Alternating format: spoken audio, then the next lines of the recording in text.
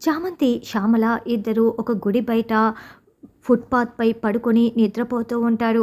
అయితే ప్రేమ్ వాళ్ళని వదలకుండా వాళ్ళ పక్కనే ఒక 2 అడుగుల దూరంలో కూర్చొని చామ్‌ని చూసుకుంటూ ఉంటాడు. అయితే ప్రేమ్ అక్కడ ఉన్నాడన్న విషయం చామంతికి తెలీదు కాబట్టి నిద్రపోతూ ఉంటుంది. ప్రేమ్ అయితే చామంతి తల నిమురుతూ చామను చూసుకుంటూ గుండెలు పగిలేలా బాధపడుతూ ఉంటాడు. తెల్లవారగానే పిల్లి గుంజ నాటడానికి పంతులు గారు వచ్చి ఉంటారు. పంతులు గారు, ఇదిగోండి గుంజ నాటేయండి అని హర్ష ఇస్తూ ఉంటే, పెళ్లి కొడుకును పిలవండి బాబు నాటేద్దాం అని పూజారి గారు చెప్తారు. ప్రేము ఇంట్లో లేడొదినా అని భ్రమర అంటే, ఎక్కడికి వెళ్ళాడు ప్రేమ్ అని రమాదేవి అడుగుతూ ఉంటుంది. ఇంకెక్కడికి ఆంటీ, ఆ పని మనిషి ఇంట్లో నుంచి వెళ్ళిపోయింది కదా, ఖచ్చితంగా ప్రేమ్ దానిని వెతుక్కుంటూ దాని దగ్గరికే వెళ్ళి ఉంటాడు.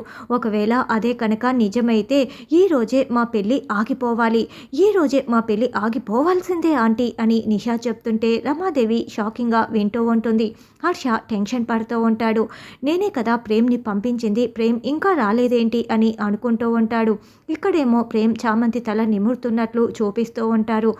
ప్రేమ్ మళ్ళీ చామంతికి సహాయం చేస్తున్నాడని రమాదేవికి తెలిస్తే మళ్ళీ ఏం చేస్తుందన్నది రానున్న ఎపిసోడ్లో తెలుసుకుందాం.